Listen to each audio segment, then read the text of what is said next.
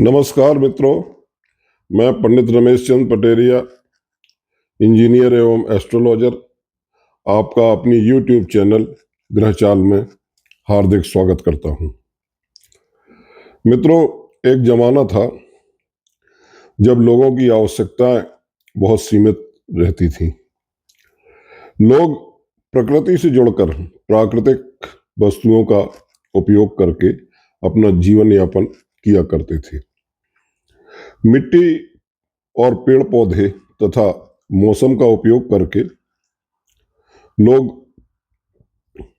अपने आप को मौसम के अनुकूल ढालकर जीवन गुजारते थे।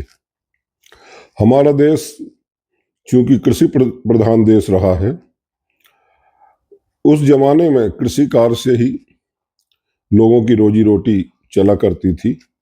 लोग समय समय पर मौसम के अनुसार फसल उगाते थे।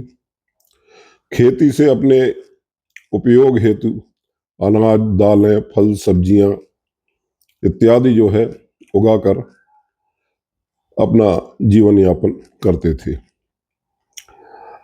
कपास से रुई निकालकर उसका सूत बना करके और कपड़े बुनते थे। इस तरह से प्रकृति से जुड़ करके जो है सारे अपने दैनिक कार्य और जीवन यापन लोग करते थे, और वो समय कहते हैं कि बहुत ही शांतिप्रिय और खुशहाल जीवन उस समय के लोगों का रहा है। युग बदला मित्रों, भौतिकता का जमाना आया, बाजार खुले, वैश्वीकरण हुआ, जिससे वर्तमान समय में भौतिक भोग विलास, सुख सुविधाएं, आर्थिक उन्नति और लग्जरी की वस्तुओं का भरपूर आनंद उठाने की होड़ में आज के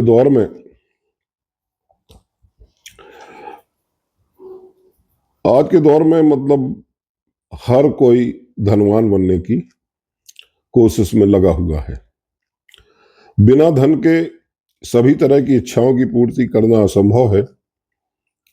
इसलिए हर कोई धन पाने की इच्छा में कड़ी मेहनत करता है, जिसमें कुछ लोग बहुत कामयाब होते हैं तो कुछ जीवन भर संघर्ष ही करते रहते हैं।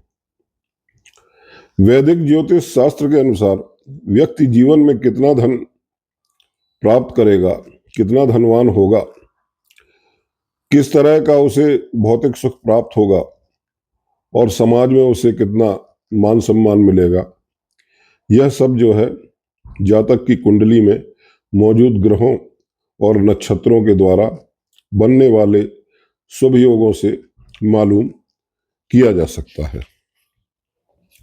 मित्रों, जिन जातकों की कुंडली में महाधनी जैसे शुभ योग बनते हैं, वो जातक अपने जीवन में मतलब कहना चाहिए कि जीवन में थोड़े से ही प्रयास से काफी धनवान हो जाते हैं। उनको काफी धन दौलत, शोहरत, सुख सुविधा और ऐशो आराम की चीजें प्राप्त हो जाती हैं। वहीं अगर किसी जातक की कुंडली में अशुभ योग होते हैं तो वह कई तरह की परेशानियों से घिरा रहता है।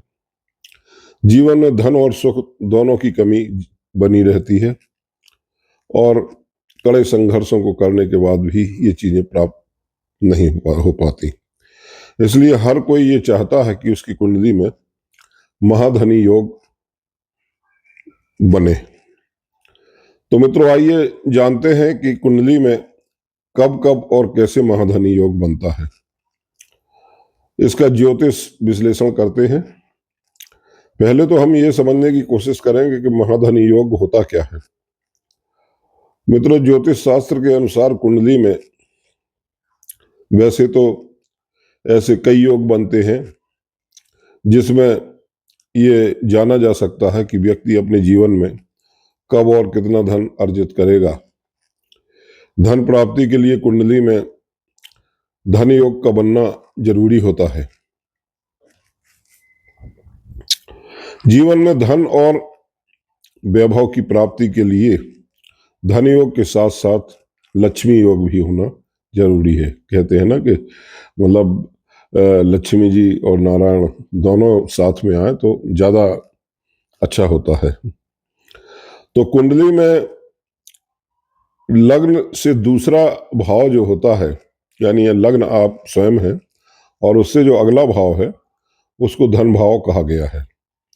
यानी इस भाव में शुभ ग्रहों जैसे बृहस्पति, शुक्र, चंद्र और बुध की उपस्थिति से ही व्यक्ति धनवान बनता है।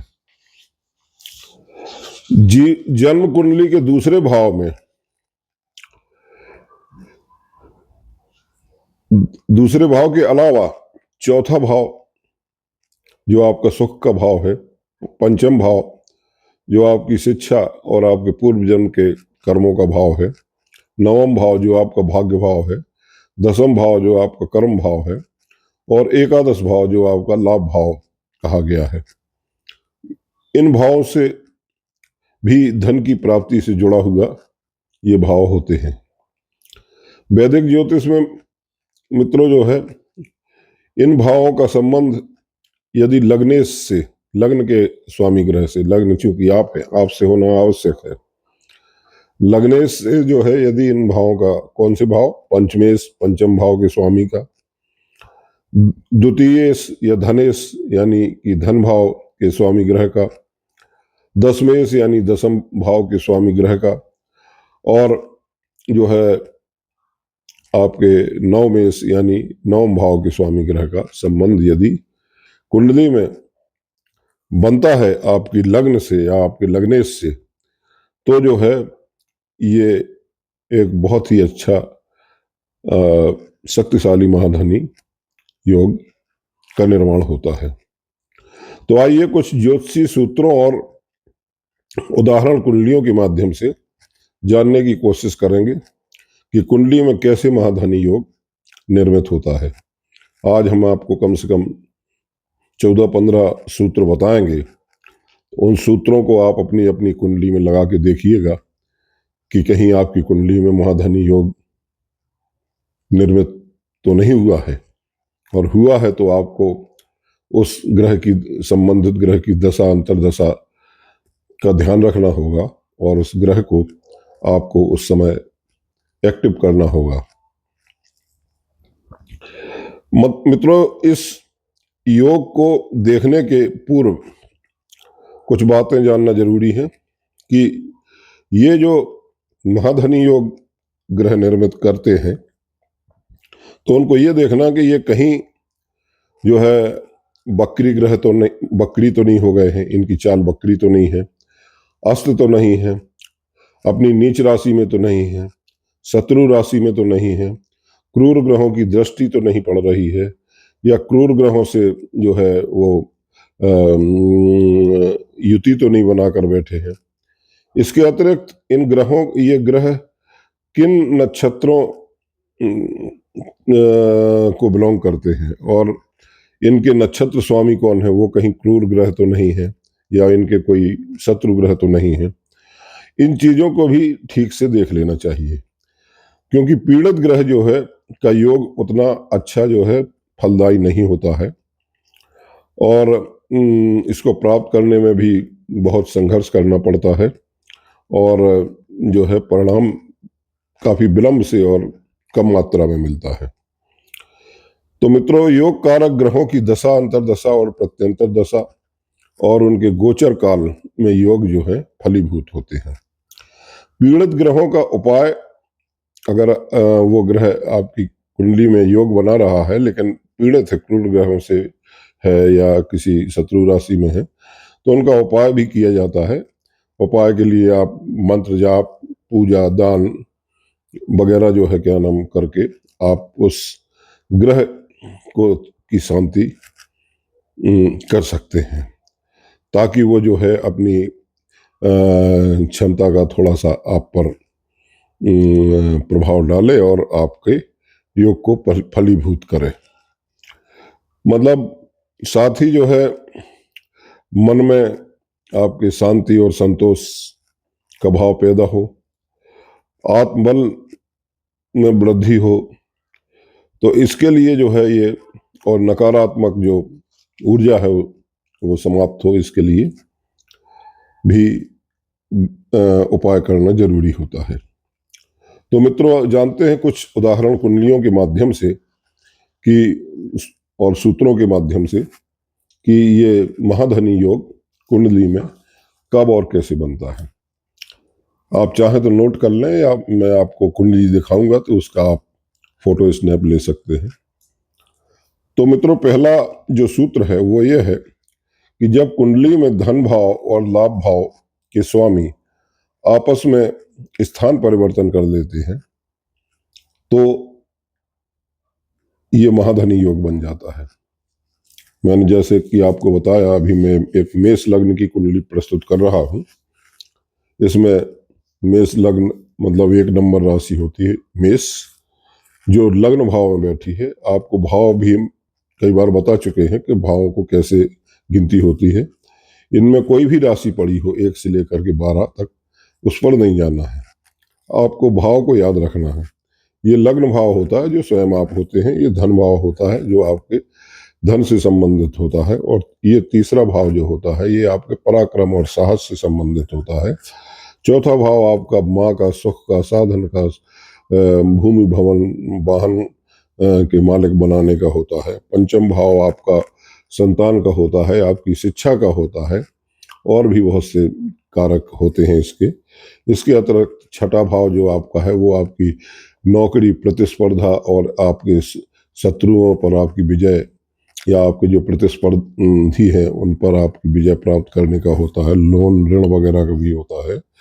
चतुर्थ भाव, सप्तम भाव आपका दाम्पत्य जीवन का है, आपके वैवाहिक पार्टनर का है, आपके बिजनेस पार्टनर का है, बिजनेस से भी इसका संबंध है, व्यापार से भी संबंध है। अष्टम भाव आपका आयु और मृत्यु की गणना, आयु भाव है ये, और इसमें जो है गूढ़ रहस्यों का ज्ञान, शोध वगैरह सारी चीजें जो है इस भाव से होती हैं। इसके कारक जो इस भाव के ग्रह स्वामी हैं वो शनि है। इसके अतिरिक्त नवम भाव जो है वो आपका भाग्य भाव है, धर्म का भाव है, और आपके पिता का भाव है, आपके गुरु का भाव है। विदेश यात्रा वगैरह का भी भाव ये कहा जाता है, और भी बहुत सी चीजें इससे होती हैं, देखी जाती हैं। जो दसम भाव है ये आपका कर्म से संबंधित है, आपके मान सम्मान, कैरियर से संबंधित भाव है। एकादश भाव जो है वो आपका लाभ का भाव है, इससे आप लाभ प्राप्त करते हैं। जीवन में आपको कितना धन लाभ होगा, और इसके अलावा मान सम्मान और दोस्तों का और बड़े भाई बहनों का भाव भी कहा गया है। जो द्वादश भाव है वो द्वादश भाव मोक्ष से संबंधित है, विदेश में नौकरी करने से या व्यवसाय करने से संबंधित है, विदेश में रहने से संबंधित है, हॉस्पिटल से भी संबंधित है ये भाव, ये जेल से भी संबंधित है। इसमें तमाम जांचें वाचें जो गलत काम करते हैं उनको भी सामना करना पड़ता है। तो ये मैंने आपको भाव समझा दिए। राशियां आपकी 1 से 12 तक होती हैं, और उन राशियों के ग्रह स्वामी होते हैं। हर ग्रह को 2-2 राशियों का स्वामित्व मिला हुआ है, केवल सूर्य और चंद्रमा को छोड़कर के। सूर्य सिंह राशि केवल एक ही राशि अलॉटेड है उनको, और चंद्रमा को कर्क राशि यानी एक राशि ही है, बाकी ग्रहों को 2-2 राशियां मिली हुई हैं। तो अब जैसे लग्न में है आपका, मैंने आपको सूत्र बताया कि जब कुंडली में धन भाव यानी दूसरा भाव और लाभ भाव यानी ये एकादश भाव, 11वां भाव, इनके स्वामी जब आपस में स्थान परिवर्तन कर लेते हैं तो महाधनी योग बनता है। तो लग्न भाव में कितने नंबर लिखा हुआ है? 2 नंबर। 2 नंबर हुई वृषभ राशि, वृषभ राशि के स्वामी हुए शुक्र। और लाभ भाव को देखना है हमको, लाभ भाव में कितना नंबर लिखा है? 11 नंबर। 11 नंबर हुई कुंभ राशि, कुंभ राशि के जो स्वामी ग्रह हैं वो हुए शनि। तो आप देख सकते हैं इस कुंडली में कि जो शनि लाभ भाव के स्वामी हैं वो यहाँ पर धन भाव में बैठे हुए हैं, और धन भाव के स्वामी शुक्र लाभ भाव में जाकर बैठ गए। तो यहाँ पर ये महाधनी योग बन गया। इस जातक को जीवन में अपार धन संपदा प्राप्त होगी। इसके बाद दूसरा सूत्र आता है कि जब धनेश मतलब धन भाव का स्वामी और लाभेश मतलब लाभ भाव का स्वामी केंद्र के जो 4 स्थान होते हैं, 4 भाव होते हैं, प्रथम भाव, चतुर्थ भाव, सप्तम भाव और दसम भाव में, या त्रिकोण के प्रथम भाव दोनों में केंद्र में और त्रिकोण में कॉमन है, या पंचम भाव और नवम भाव, इन भावों में अगर कहीं भी धनेश और लाभेश अगर जो है युति करके यानी योग बना करके बैठते हैं तो जो है महाधनी योग बनता है। तो कहने का मतलब यह है कि जन्म कुंडली एक है, ये दूसरी उदाहरण कुंडली, ये वृषभ लग्न की कुंडली है। इसमें आप देखेंगे कि धनेश धन भाव में 3 नंबर राशि लिखी, यानी 3 नंबर राशि यानी मिथुन हुई। मिथुन के स्वामी होते हैं बुध देव। और धनेश और लाभेश लाभ भाव में कौन सी राशि लिखी है? 12 नंबर राशि मतलब मीन राशि, इसके स्वामी हुए बृहस्पति देव। अब ये इन 4 भावों में यानी लग्न में, चतुर्थ भाव में, सप्तम भाव में, दसम भाव में या पंचम भाव में या नवम भाव में अगर ये युति में बनाकर बैठे हुए हैं धनेश और लाभेश, तो समझिए कि धन योग महाधनी योग बन गया। तो आप देख सकते हैं कि यहाँ पंचम भाव में लाभ भाव के स्वामी लाभेश गुरु और धन भाव के स्वामी धनेश बुध युति में है, तो यहाँ भी महाधनी योग निर्मित हो गया। और कुंडली देखते हैं, इसके आगे और भी सूत्र हैं, अभी आप ध्यान से देखते जाइएगा। अब तीसरा सूत्र है, जब कुंडली में धनेश यानी धन भाव का स्वामी, पंचमेश मतलब पंचम भाव का स्वामी, नवमेश मतलब नवम भाव का स्वामी और लाभेश यानी लाभ भाव का स्वामी, ये चारों की युति यदि केंद्र भाव में, केंद्र के जो 4 भाव मैंने बताए, पहला, चौथा, 7वां और 10वां में यदि युति बनाकर बैठते हैं तो जो है ये शक्तिशाली योग महाधनी योग बनता है। अब ये मिथुन लग्न की कुंडली है, जैसे इसमें 3 नंबर राशि यहाँ लिखी हुई है, तो इसमें धन भाव में 4 नंबर लिखी है, यानी 4 नंबर राशि कर्क है, कर्क के स्वामी हुए चंद्रमा। इसके अतिरिक्त पंचमेश वो पंचम भाव में 8 नंबर राशि लिखी है, यानी वृश्चिक राशि, यानी वृश्चिक राशि के स्वामी मंगल है। मंगल को 2 राशियां मिली हुई हैं, एक मेष और दूसरी वृश्चिक, तो 8 नंबर राशि के भी मंगल हुए। इसके अलावा आपके नवम भाव में 11 नंबर राशि लिखी हुई है। 11 नंबर कुंभ राशि है, जिनके स्वामी ग्रह शनिदेव है। और आपका लाभ भाव में 1 नंबर राशि लिखी है, इसके भी स्वामी ग्रह मंगल देव हैं। तो ये आप देख सकते हैं कि केंद्र के चतुर्थ भाव में शुक्र, चंद्र, मंगल और शनि की 4 ग्रहों की युति है। अब चंद्र जो है धनेश है इसमें, और शुक्र जो है वो जो शुक्रदेव है वो शुक्र आपके पंचम भाव के स्वामी है, यानी पंचमेश है। 7 नंबर राशि लिखी है, तुला राशि। और मंगल लाभ भाव के स्वामी है, यानी मेष राशि के स्वामी, और शनि पंचम भाव के स्वामी है। इस तरह से ये महाधनी योग निर्मित हो गया। इसके बाद नेक्स्ट सूत्र है कि जब कुंडली में लग्नेश, पंचमेश, नवमेश, दशमेश, देखिए यहीं पर घूमना है। लग्न का स्वामी लग्नेश, पंचमेश, पंचम भाव देखना है आपको, और नौवां भाव नवमेश और 10वां भाव, क्योंकि 10वां भाव कर्म का है, कैरियर का है, और लाभेश। और इसके अलावा लग्न आपको अपनी देखनी है। तो जब कुंडली में लग्नेश, पंचमेश, नवमेश, दशमेश में से कोई भी ग्रह धनेश या लाभेश से युति करे तो महाधनी योग बनाएगा। अब आप देख सकते हैं जो है कर्क लग्न की कुंडली है, 4 नंबर राशि लिखी हुई है। तो आप देख सकते हैं कि इसमें चतुर्थ भाव में शुक्र और चंद्र युति बनाए हुए हैं केंद्र स्थान में। तो शुक्र इसमें लाभेश है, और चंद्र जो है, चंद्र इसमें आपके लग्नेश है। तो लग्न भाव का स्वामी और लाभ भाव के स्वामी की युति चौथे भाव में बन रही है, तो यहां भी महाधनी योग निर्मित हो रहा है। अब मित्रों और अगला सूत्र देखते हैं। जब कुंडली में धनेश से लग्न भाव में, यानी धन भाव से लग्न भाव में, धनेश से, धन के स्वामी जहां बैठे होंगे, ये नहीं कि धन भाव से, तो धनेश से लग्न भाव में और लग्नेश धन भाव में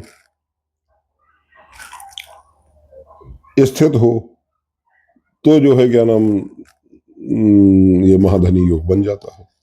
अब आप इसमें देख सकते हैं कि लग्न, ये सिंह लग्न की कुंडली है, 5 नंबर राशि लिखी हुई है सिंह लग्न, इसके स्वामी हुए सूर्य, तो लग्नेश धन भाव में बैठे हुए हैं, और लाभ भाव के स्वामी लाभेश लग्न में बैठे हुए हैं, तो ये यहां भी महाधनी योग बन गया। इसी तरह से अगला सूत्र मित्रों आप नोट कर सकते हैं कि जब धनेश के साथ, यानी धन भाव के स्वामी के साथ कोई शुभ ग्रह, जैसे गुरु चंद्र मंगल, गुरु चंद्र शुक्र और बुध में से कोई भी ग्रह जो है बैठा हो, तो जो है मतलब किसके साथ, धनेश के साथ, धन भाव के स्वामी के साथ गुरु चंद्र शुक्र बुध में से कोई भी बैठा हो, इन 4 ग्रहों में से युति में, केंद्र भाव में या त्रिकोण में, तो महाधनी योग बनेगा। अब ये आपकी कन्या लग्न की कुंडली है, मैंने इसलिए हर लग्न की अलग अलग कुंडली बनाई है कि ताकि आपकी कुंडली भी इन्हीं 12 लग्नों में से कोई होगी तो आप चेक कर सकते हैं आसानी से। तो अब ये कन्या लग्न की कुंडली है, इसमें देखिए शुक्र और गुरु की युति सप्तम भाव में है। गुरु केंद्र के भाव सप्तम भाव में स्वराशि में बैठे हुए, और शुक्र जो है वो आपके भाग्य भाव के स्वामी है, यानी नवम भाव के 2 नंबर राशि लिखी हुई है, वृषभ राशि। तो इस तरह से मित्रों ये जो है महाधनी योग निर्मित किया शुक्र ने और गुरु ने यहाँ पर सप्तम भाव में। अगला सूत्र है, जब लाभेश का द्वितीय, पंचम या नवम भाव में होना, अथवा जो है इन भावों के स्वामी केंद्र या त्रिकोण में बैठे हों युति में, तो जो है क्या नाम, ये एक शुभ जो है महाधनी योग बनता है। तो अब ये इसमें हम आपको दिखा सकते हैं कि ये कुंडली है, ये तुला लग्न की है। अब ये तुला लग्न की कुंडली है, इसमें चतुर्थ भाव जो केंद्र का भाव है उसमें सूर्य और बुध की युति है। तो सूर्य किस लाभ भाव के स्वामी है, 5 नंबर राशि लिखी हुई है, और बुध जो है वो बुध किसके स्वामी है, बुध जो है आपके ये पंचम भाव के स्वामी है, 3 नंबर राशि लिखी हुई है, यानी मिथुन राशि। तो पंचमेश और लाभेश ने की युति जो है 10म भाव में होने से यह महाधनी योग बन गया। इसके बाद अगला सूत्र है कि जब नवमेश धन भाव में या धनेश नवम भाव में, या धनेश और नवमेश जो है दोनों ही द्वितीय भाव, यानी द्वितीय भाव, लाभ भाव या चतुर्थ भाव में या फिर नवम भाव में यदि बैठ जाएं, तो जो है महाधनी योग बन जाता है। यानी क्या आपको बताया गया कि नवमेश यानी नवम भाव का स्वामी धन भाव में बैठ जाए, या धनेश धन भाव का स्वामी नवम भाव में बैठ जाए, मतलब ये धन भाव हुआ और ये नवम भाव हुआ। तो नवम भाव में कौन बैठे, गुरु और चंद्र। तो गुरु जो है धन भाव के स्वामी है, यानी धनेश हुए, धनेश त्रिकोण भाव में आ गए नवम भाव में, और चंद्र जो है स्वराशि में यहाँ बैठे हैं, 4 नंबर राशि उनकी लिखी हुई है, कर्क राशि। तो यहाँ भी महाधनी योग बनेगा। इस सूत्र में मैंने ये बताया था कि जो है क्या नाम, यदि धनेश नवमेश जो है धन भाव में और धन भाव के स्वामी नवम भाव में, या दोनों युति बना करके इन भावों में बैठे तो ये महाधनी योग बनता है। तो इस तरह से एक सूत्र ये हो गया। अब अगला सूत्र है मित्रों, कुंडली में बृहस्पति जो गुरु है वो चूंकि बहुत बड़े कई कारकों को जो है और कई भावों को और जीवन में बहुत कुछ देने वाले होते हैं, सबसे बड़े ग्रह के रूप में है ये, आकाश तत्व के ग्रह हैं। तो ये यदि गुरु आपके पहले भाव में, लग्न भाव में या चौथे भाव में या सातवें भाव में या 10वें भाव में और या पंचम भाव में या नवम भाव में बैठे हो, थोड़ा बली होकर बैठे हो, मतलब इन पे कोई क्रूर दृष्टि ना हो, या मतलब डिग्री वाइज भी जो है ठीक हो, यानी 15 डिग्री के आसपास हो, वृद्ध ना हो, ज्यादा 28-29 डिग्री पे ग्रह वृद्ध हो जाता है, या 0 से 1-2 डिग्री पे होता है तो वो बाल अवस्था में होता है, तो ये देखना जरूरी है। तो अब ये जो है, जैसे ये धनु लग्न की कुंडली है, इसमें बृहस्पति लग्न में ही बैठे हुए हैं और लग्न भाव के बृहस्पति बहुत अच्छा फल देते हैं, क्योंकि इनकी 3 दृष्टियां होती हैं, पंचम दृष्टि, सप्तम दृष्टि और नवम दृष्टि। पंचम दृष्टि से में ये संतान प्रदान करते हैं, सप्तम दृष्टि में विवाह कराते हैं, नवम दृष्टि में भी ये संतान और भाग्य को आपके ओपन करते हैं। इसके अलावा इनके पास ये धन भाव के भी स्वामी होते हैं, लाभ भाव के भी स्वामी होते हैं। इस तरह से इनके पास कई भाव इनको के रूलर और मतलब उनको उनके कारक ग्रह हैं। अब मित्रों एक और भी सूत्र है इसमें कि महाधनी योग का, कि जब कुंडली के केंद्र भाव में धनेश का अपनी उच्च राशि में यदि बैठा है, यानी धन भाव का स्वामी अपनी उच्च राशि में केंद्र के किसी भाव में बैठा है, तो वो जो है महाधनी योग बनाता है।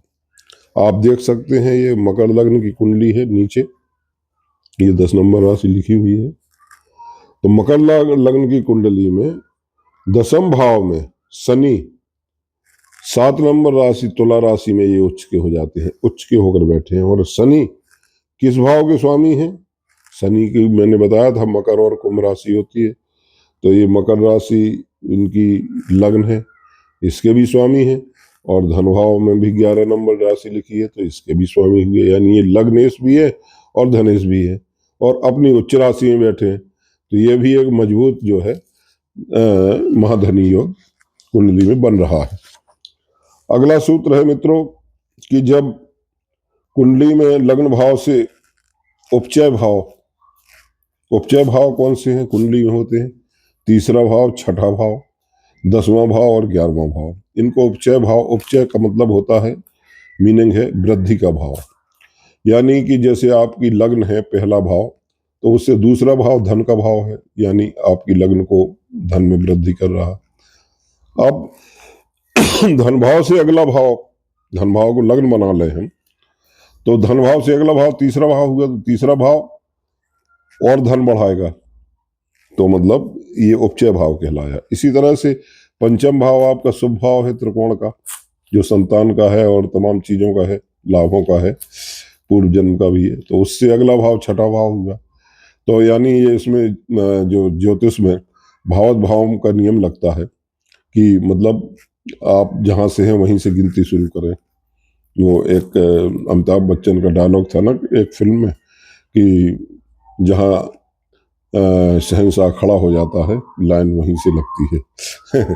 तो जो है इसी तरह से इसमें भी है। तो अब पंचम भाव से छठा भाव वृद्धि का भाव हो गया, पंचम भाव की वृद्धि कर रहा, तो वो उपचय भाव हो गया। नवम भाव भाग्य का है, तो भाग्य की वृद्धि कौन करेगा? 10वां भाव जो कैरियर का है, तो वो भी उपचय भाव में आ गया।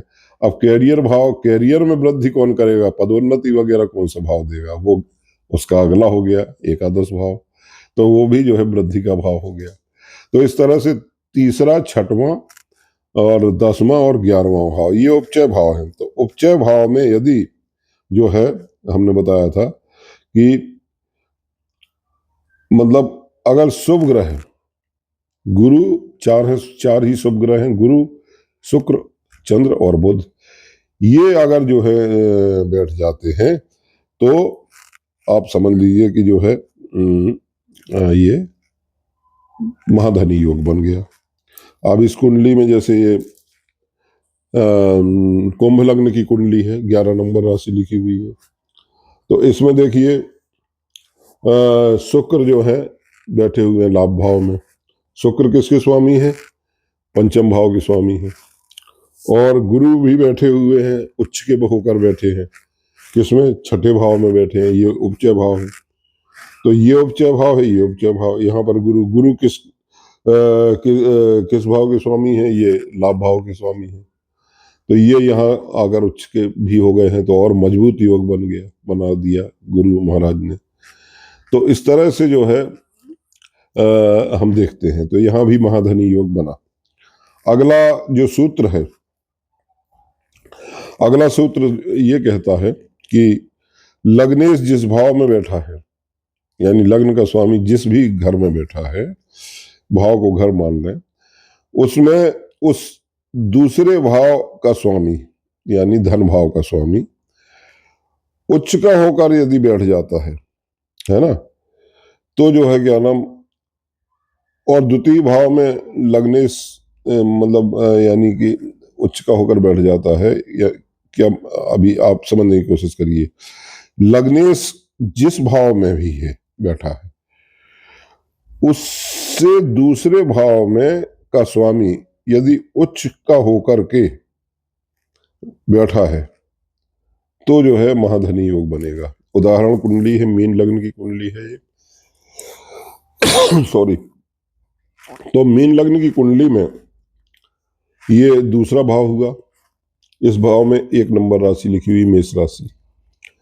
अब यहां सूर्य बैठे हुए हैं, तो सूर्य मेष राशि में उच्च के हो जाते हैं, और लग्नेश जो है भी साथ में युति में है धन भाव में, तो यहां भी महाधनी योग बन गया।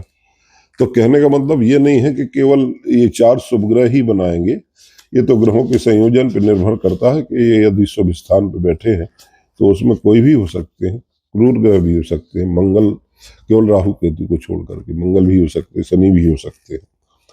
अब अगला एक मैं आपको और बताने जा रहा हूं। अभी हमने जो है ग्रहों के ऊपर देखा, और मतलब जो है भावों के ऊपर देखा महाधनी योग। अब हम राशियों पे कि किस लग्न की राशि में जो है कौन से ग्रह कहाँ बैठे तो महाधनी योग बनाएंगे। तो जैसे मकर लग्न की कुंडली है कोई, यानी लग्न में 10 नंबर राशि लिखी हुई है, तो मकर लग्न में शुक्र और धन भाव, मतलब लग्न भाव में शुक्र और धन भाव में दूसरे भाव में शनि यदि विराजित हो जाते हैं तो यहां महाधनी योग बना देते हैं। तो आप देख सकते हैं कि ये मकर लग्न की कुंडली है, 10 नंबर राशि, 10 नंबर मकर के जो स्वामी ग्रह हैं वो शनि हुए, शनि धन भाव में बैठे हुए हैं, है ना।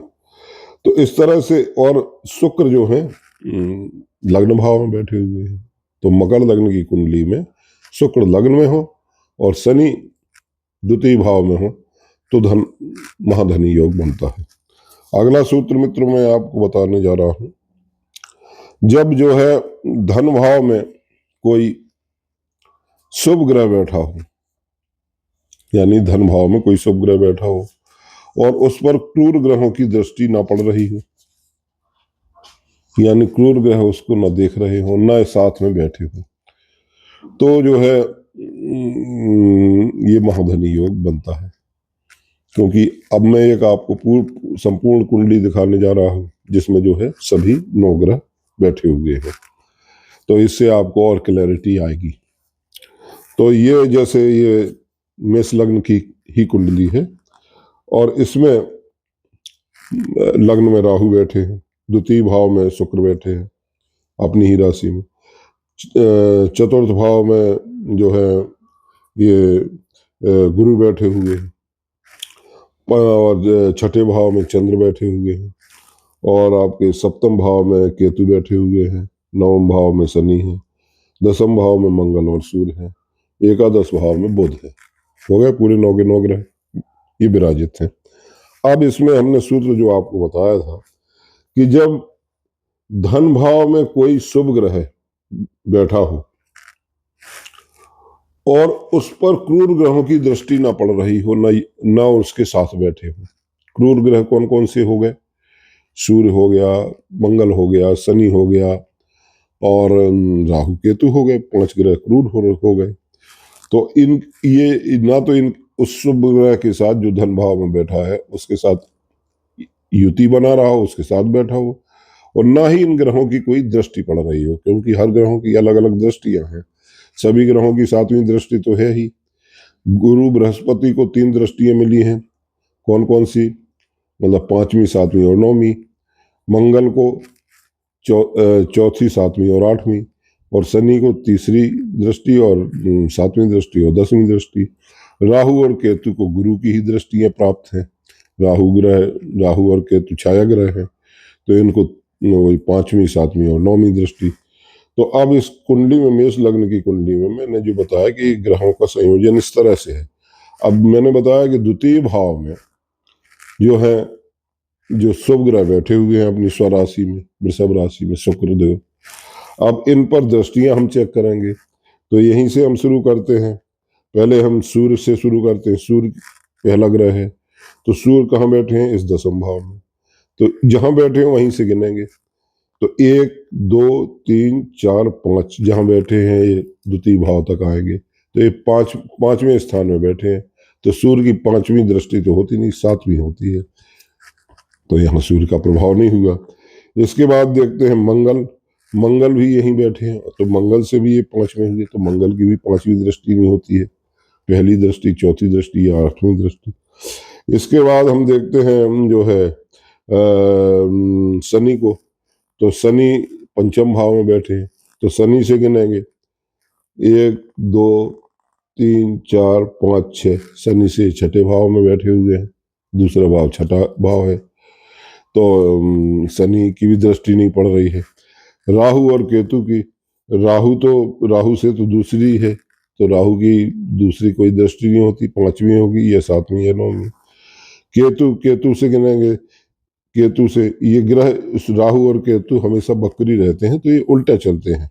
ये मतलब क्लॉकवाइज चलते हैं, और बाकी सब ग्रह एंटी क्लॉकवाइज चलते हैं। ये ध्यान रखने की जरूरत है। ऐसा नहीं कि सभी ग्रहों को ऐसे गिन लेंगे। तो आप केतु की दृष्टि निकालते हैं। केतु कहाँ बैठा है? 6ठम भाव में बैठा है, तो यहाँ से गिनेंगे 1, 2, 3, 4, 5, 6। 5 और 6 यानी दूसरे भाव तक आएंगे, क्योंकि दूसरे भाव को हमको देखना है कि द्वितीय भाव में यानी धन भाव में शुभ ग्रह बैठा है और उस पर कोई क्रूर ग्रहों की दृष्टि नहीं पड़ रही, तो धनी योग बनेगा। तो अब इसमें इनकी भी नहीं पड़ रही है, शनिदेव की भी दृष्टि नहीं पड़ रही है। सूर्य केतु की, वो राहु केतु की हम बता ही चुके हैं। तो इस तरह से मित्रों जो है, हम इन सूत्रों का सरलीकरण करके मैंने ये कुंडलियों के माध्यम से आपको समझाने की कोशिश की। तो आप अपने अड़ोस पड़ोस में अपने बच्चों की कुंडलियों में, आप अपनी कुंडलियों में ये देख सकते हैं कि कहीं महाधनी योग तो नहीं बन रहा। और अगर वो महाधनी योग बन रहा है तो उससे संबंधित आप दशाओं को देख लीजिए कि वो ग्रह जो है महादशा में है या अंतरदशा में है आपकी कुंडली में, या कब आने वाला है, या प्रत्यंतर दशा में है। कोई ना कोई दशा चलती रहती है। 5 दशाओं के चरण है। सूक्ष्म दशा में भी हो सकते हैं, प्राण दशा में भी हो सकते हैं। तो उस समय आपको सतर्क रहना है। आपको जब तक करके, पूजा दान करके अपने ग्रह को एक्टिव रखना है, और जब ग्रह एक्टिव रहेगा तो वो फल अवश्य देके जाएगा। तो मित्रों, आज के लिए इतना ही। आपको अगर मेरा वीडियो पसंद आया हो तो इसको सब्सक्राइब और शेयर करें, साथ में लाइक भी करें, तो मुझे बड़ी प्रसन्नता होगी। तो मित्रों, आज इतना ही। आगे मिलते हैं अगले वीडियो में। जय श्री राम, नमस्कार।